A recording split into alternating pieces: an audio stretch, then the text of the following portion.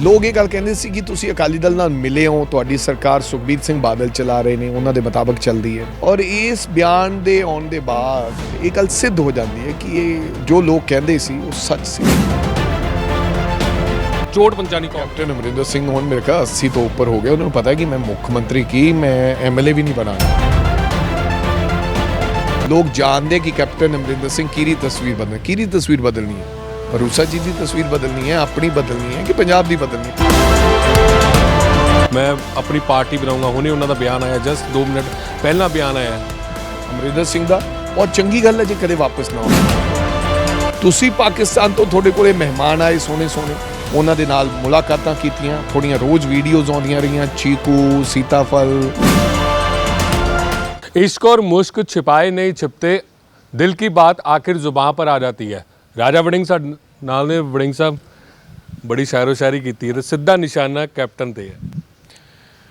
देखो निशाना ਤਾਂ ਨਹੀਂ ਮੈਂ ਕਹਿ ਸਕਦਾ, ਲੇਕਿਨ ਮੈਨੂੰ ਲੱਗਦਾ ਕਿ ਉਹਨਾਂ ਦੀ ਗੱਲ ਦਾ ਜਵਾਬ ਮੈਂ ਦਿੱਤਾ ਹੈ। ਜੋ ਉਹਨਾਂ ਨੇ ਕਿਹਾ ਕਿ ਕੈਪਟਨ ਅਮਰਿੰਦਰ ਸਿੰਘ ਨਵੀਂ ਪਾਰਟੀ ਬਣਾ ਸਕਦੇ ਨੇ ਔਰ ਉਹ ਬੀਜੇਪੀ ਨਾਲ ਅਲਾਈਅੰਸ ਕਰ ਸਕਦੇ ਨੇ, ਅਦਰ ਪਾਰਟੀਆਂ ਜਿਹੜੀਆਂ ਅਕਾਲੀ ਦਲ ਤੋਂ ਆਈਆਂ ਉਹਨਾਂ ਨਾਲ ਅਲਾਈਅੰਸ ਕੀਤਾ ਜਾ ਸਕਦਾ ਹੈ।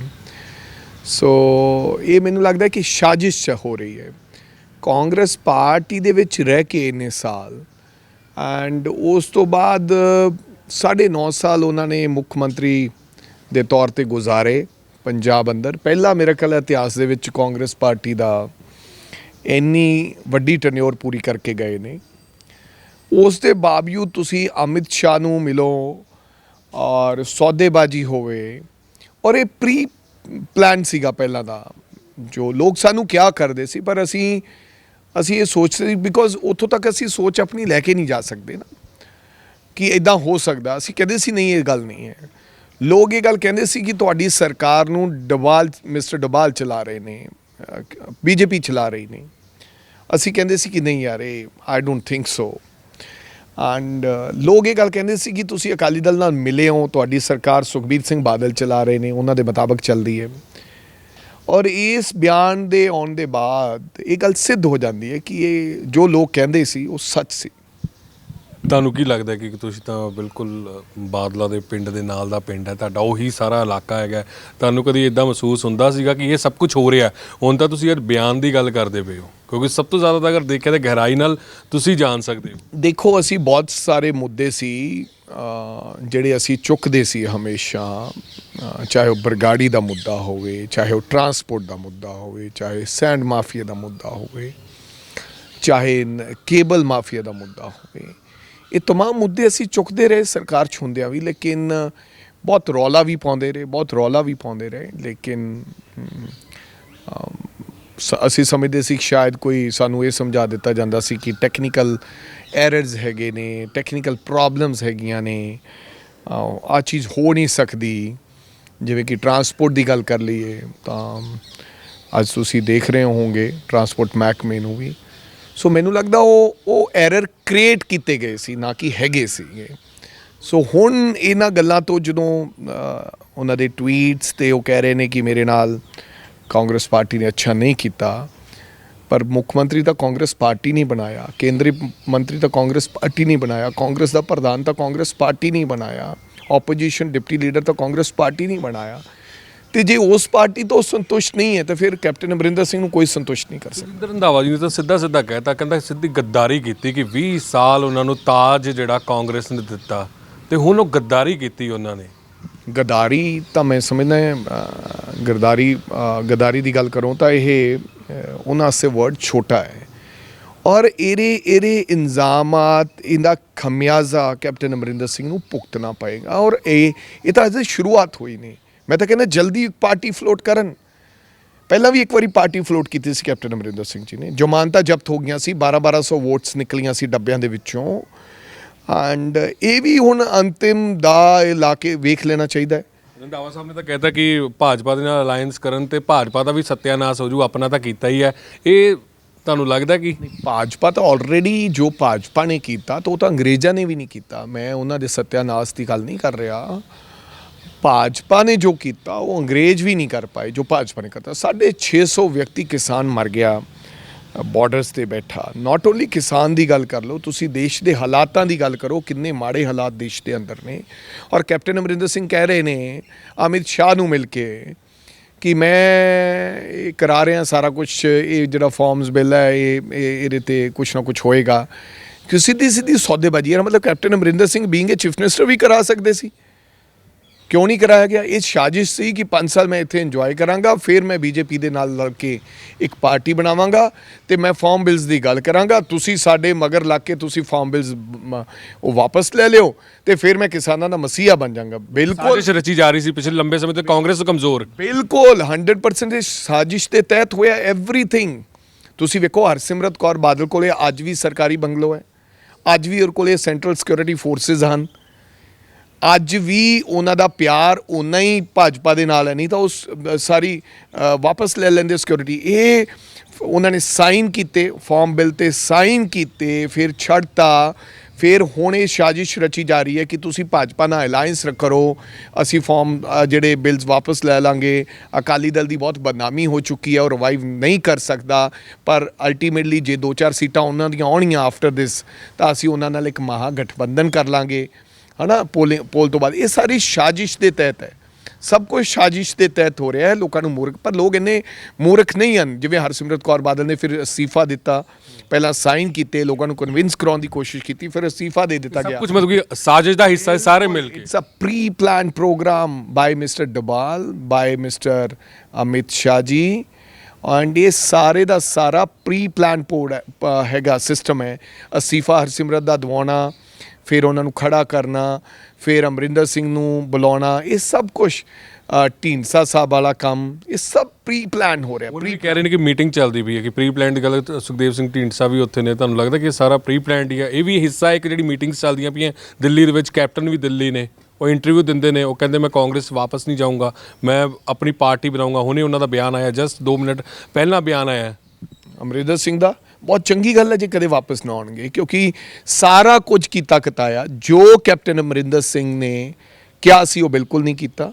ਬੀਇੰਗ ਏ ਚੀਫ ਮਿਨਿਸਟਰ ਨਹੀਂ ਕੀਤਾ, ਜਿਹਦੇ ਵਾਸਤੇ ਤਮਾਮ ਐਮਐਲਏ ਸਾਹਿਬਾਨਾਂ ਨੇ ਲੜਾਈ ਲੜੀ, ਦਬੀ ਆਵਾਜ਼ ਦੇ ਵਿੱਚ ਹਰ ਵਿਅਕਤੀ ਲੜਾਈ ਲੜ ਰਿਹਾ ਸੀਗਾ, ਦਬੀ ਆਵਾਜ਼ ਦੇ ਵਿੱਚ, ਕਿਉਂਕਿ ਮੁੱਖ ਮੰਤਰੀ ਸੀ, ਕਈ ਤਾਂ ਸਾਡੇ ਵਰਗੇ ਤਾਂ ਬੋਲ ਹੀ ਪੈਂਦੇ ਸੀ। ਨਵਜੋਤ ਸਿੰਘ ਸਿੱਧੂ ਨੂੰ ਪ੍ਰੀ ਪਲਾਨ ਦੇ ਤਹਿਤ ਉਹਨਾਂ ਨੇ ਬਾਹਰ ਕੀਤਾ ਸਿਸਟਮ ਚੋਂ, ਕਿੱਦਾਂ ਕੀ ਆਵਾਜ਼ ਬੁਲੰਦ ਕਰਦੇ ਹੈ। ਕੁਝ ਲੋਕ ਉਹਨਾਂ ਦੇ ਨਾਲ, ਬਟ ਓਬਵੀਅਸ ਹੈ ਜਿਹੜੇ ਉਹਨਾਂ ਦੀ ਆਓ ਭਗਤ ਤੇ ਜਿਨ੍ਹਾਂ ਨੇ ਰਾਜ ਭਾਗ ਹੰਡਾਇਆ, ਉਹ 5-7 ਲੋਕ ਉਹਨਾਂ ਦੇ ਨਾਲ ਸੀ। ਲੇਕਿਨ ਇਹ ਸਾਰਾ ਪ੍ਰੀ ਪਲਾਨ ਹੋਇਆ, ਇਸ ਸਿਸਟਮ ਦੇ ਤਹਿਤ, ਸਾਜ਼ਿਸ਼ ਦੇ ਤਹਿਤ ਸਾਡੇ ਪੰਜਾਬ ਦੇ ਲੋਕਾਂ ਨਾਲ ਇਹ ਹੋਇਆ। ਲੇਕਿਨ ਲੋਕ ਇੰਨੇ ਬੇਵਕੂਫ ਨਹੀਂ ਹੈ, ਅਸੀਂ ਚਾਹੁੰਦੇ ਨਹੀਂ, ਅਸੀਂ ਤਾਂ ਚਾਹੁੰਦੇ ਹਾਂ ਕਿ ਕੈਪਟਨ ਅਮਰਿੰਦਰ ਸਿੰਘ, ਮੈਂ ਨਿਚੋੜ ਕੇ ਇੱਕ ਸਵਾਲ ਦੇ ਵਿੱਚ ਨਿਚੋੜ ਦੱਸੋ ਕਿ ਕੈਪਟਨ ਅਮਰਿੰਦਰ ਸਿੰਘ ਮਨਸ਼ਾ ਕੀ ਪੰਜਾਬ ਦੇ ਵਿੱਚ ਕਾਂਗਰਸ ਨੂੰ ਥੱਲੇ ਲਾਣਾ, ਕਾਂਗਰਸ ਨੂੰ ਕਮਜ਼ੋਰ ਕਰਨਾ, ਆਪਣੀ ਪਾਰਟੀ ਖੜੀ ਕਰਕੇ ਦੁਬਾਰਾ ਮੁੱਖ ਮੰਤਰੀ ਬਣਨਾ, ਕੀ ਸਾਜ਼ਿਸ਼ ਕੀ ਸਿਰਫ ਚੋਟ ਪਹੁੰਚਾਣੀ ਕਾਂਗਰਸ? ਕੈਪਟਨ ਅਮਰਿੰਦਰ ਸਿੰਘ ਹੁਣ ਮੇਰੇ ਖਿਆਲ 80 ਤੋਂ ਉੱਪਰ ਹੋ ਗਿਆ, ਉਹਨਾਂ ਨੂੰ ਪਤਾ ਹੈ ਕਿ ਮੈਂ ਮੁੱਖ ਮੰਤਰੀ ਕੀ, ਮੈਂ ਐਮਐਲਏ ਵੀ ਨਹੀਂ ਬਣਾਂਗਾ। ਲੇਕਿਨ ਜੋ ਈਡੀ ਵਾਲੇ ਸਮਝੌਤੇ, ਜੋ captain Singh Swiss bank account, Raninder Singh ED ਤੇ ਪ੍ਰਨੀਤ ਕੌਰ ਜੀ ਈਡੀ, ਉਹ तमाम ਸਮਝੌਤਿਆਂ ਦੇ ਤਹਿਤ ਬੀਜੇਪੀ ਨੂੰ ਕਿੱਦਾਂ ਫਾਇਦਾ ਪਹੁੰਚਾਉਣਾ, ਉਹਨਾਂ ਨੂੰ ਪਤਾ ਹੈ ਕਿ ਉਹਨਾਂ ਦਾ ਤਾਂ ਕੰਮ ਹੋ ਚੁੱਕਿਆ, ਬਟ ਹੀ ਵਾਂਟਸ ਕਿ ਜੋ ਕਹਿੰਦੇ ਆ ਉਹਨਾਂ ਦੀ ਕਠਪੁਤਲੀ ਬਣ ਕੇ ਕਿੱਦਾਂ ਮੈਂ ਕਾਂਗਰਸ ਨੂੰ ਕਮਜ਼ੋਰ ਕਰਾਂ, ਉਹਨਾਂ ਦਾ ਇੱਕ ਨਕਾਤੀ programme. Otherwise he knows that ਕਿ ਅਗਰ ਆਪਣੀ ਪਾਰਟੀ ਫਲੋਟ ਕਰਕੇ ਐਮਐਲਏ ਲੜਨਗੇ, ਲੋ ਮੈਂ ਦਾਵਾ ਔਰ ਸ਼ਰਤ ਕਰਦਾ ਕਿ ਕੈਪਟਨ ਅਮਰਿੰਦਰ ਸਿੰਘ ਚੁਣਾਵ ਹਾਰ ਜਾਣਗੇ। ਜੀ ਬਿਲਕੁਲ। ਤੇ ਉਹ ਪਾਕਿਸਤਾਨ ਦਾ ਬਹੁਤ ਰੌਲਾ ਪਾਉਂਦੇ ਸੀਗੇ, ਤੇ ਅੱਜ ਰੰਧਾਵਾ ਜੀ ਵੀ ਨੇ ਕਹਿਤਾ ਕਿ ਅਰੂਸਾ ਕੋ ਫਿਰ 4.5 ਸਾਲ ਤੱਕ ਆਪਣੀ ਸਰਕਾਰੀ ਕੋਠੀ ਦੇ ਵਿੱਚ ਰੱਖੀ, ਤੇ ਭਾਜਪਾ ਨੇ ਇਨਕੁਆਇਰੀ ਕਿਉਂ ਨਹੀਂ ਕੀਤੀ? ਯੂਆਪਾ ਦੇ ਵਿੱਚ ਤਾਂ ਇੱਕ ਗਰੀਬ ਨੂੰ ਪਿੰਡ ਚੋਂ ਚੱਕ ਕੇ ਲੈ ਜਾਂਦੇ ਨੇ ਦਿੱਲੀ, ਲੇਕਿਨ ਇਹ ਨਜ਼ਰ ਨਹੀਂ ਆਇਆ ਭਾਜਪਾ ਨੂੰ। ਦੇਖੋ, ਉਹ ਕੈਪਟਨ ਅਮਰਿੰਦਰ ਸਿੰਘ ਦੀ, ਮੈਂ ਫੇਰ ਬਿਲੋ ਦਾ ਬੈਲਟ ਨਹੀਂ ਹਿੱਟ ਕਰਨਾ ਚਾਹੁੰਦਾ, ਪਰਸਨਲ ਲਾਈਫ ਸੀਗੀ, ਡਿਪਟੀ ਸੀਐਮ ਸਾਹਿਬ ਨੇ ਤਾਂ ਸਿੱਧਾ ਪਰਸਨਲ ਲਾਈਫ ਸੀ ਹੈਗੀ ਆ। ਬਟ ਮੈਂ ਉਹਦੇ ਨਾਲ ਇਹ ਕਹਿਣਾ ਚਾਹੁੰਦਾ, ਜਦੋਂ ਤੁਸੀਂ ਕਿਸੇ ਵੱਲ ਉਂਗਲੀ ਕਰੋਗੇ, when you talk about the ਕਿ ਪੰਜਾਬ ਨੂੰ ਖਤਰਾ ਹੈ, ਵੈਨ ਯੂ ਟਾਕ ਅਬਾਊਟ ਕਿ ਬਾਰਡਰ ਸਾਡਾ ਪਾਕਿਸਤਾਨ ਨਾਲ ਬਾਰਡਰ ਲੱਗਦਾ ਹੈ, ਸਾਡੇ ਦੇਸ਼ ਦੀ ਸਿਕਿਉਰਿਟੀ ਦਾ ਖਤਰਾ ਹੈ, Sidhu is threat to the security ਸਾਡੇ ਦੇਸ਼ ਨੂੰ, ਤਾਂ ਤਦ ਫਿਰ ਉਂਗਲੀਆਂ ਆਪਣੇ ਵੱਲ ਵੀ ਆਉਣੀਆਂ। ਸਿੱਧੂ ਪਾਕਿਸਤਾਨ ਇਸ ਕਰਕੇ ਗਏ ਕਿਉਂਕਿ ਉਹ ਕਰਤਾਰਪੁਰ ਸਾਹਿਬ ਕੋਰੀਡੋਰ ਖੁਲਾਉਣਾ ਚਾਹੁੰਦੇ ਸੀ। ਉਹ ਲੱਖਾਂ ਸ਼ਰਧਾਲੂਆਂ ਦੀ ਇਹ ਮਨ ਦੇ ਵਿੱਚ ਤਮੰਨਾ ਸੀ ਕਿ ਅਸੀਂ ਆਪਦੇ ਗੁਰੂ ਦਾ ਘਰ ਵੇਖਣਾ ਹੈ, ਉਹ ਖੁਲਾ ਕੇ ਲੈ ਕੇ ਆਏ।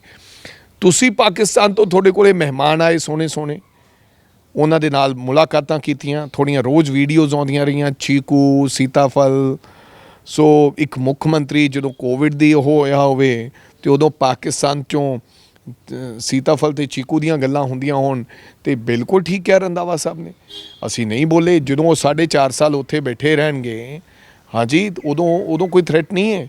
ਔਰ ਠੀਕ ਕਿਹਾ ਉਹਨਾਂ ਨੇ, ਉਦੋਂ ਕੇਂਦਰ ਸਰਕਾਰ ਕਿੱਥੇ ਸੁੱਤੀ ਪਈ, ਉਹ ਵੀਜ਼ਾ ਵੀ ਦਿੰਦੇ ਸੀ, ਪਾਕਿਸਤਾਨ ਤੋਂ ਆਉਂਦੇ ਵੀ ਸੀ।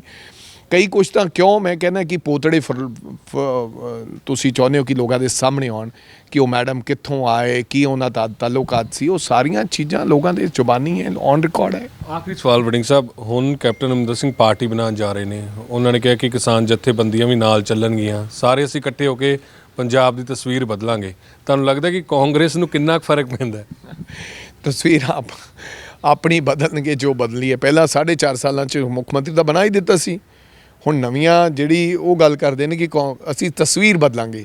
4.5 ਸਾਲ 80 MLAs ਦਾ ਬਹੁਮਤ ਦੇ ਨਾਲ ਸਰਕਾਰ ਬਣਾਈ, ਲੋਕ ਜਾਣਦੇ ਕਿ ਕੈਪਟਨ ਅਮਰਿੰਦਰ ਸਿੰਘ ਕਿਹਦੀ ਤਸਵੀਰ ਬਦਲਣੀ ਹੈ, ਅਰੂਸਾ ਜੀ ਦੀ ਤਸਵੀਰ ਬਦਲਣੀ ਹੈ, ਆਪਣੀ ਬਦਲਣੀ ਹੈ ਕਿ ਪੰਜਾਬ ਦੀ ਬਦਲਣੀ ਹੈ। ਪੰਜਾਬ ਦੀ ਤਾਂ ਬਦਲ ਚੁੱਕੇ ਹੋ ਤੁਸੀਂ, ਹੁਣ ਕਿਰਪਾ ਕਰਕੇ ਪੰਜਾਬ ਤੇ ਰਹਿਮ ਕਰੋ।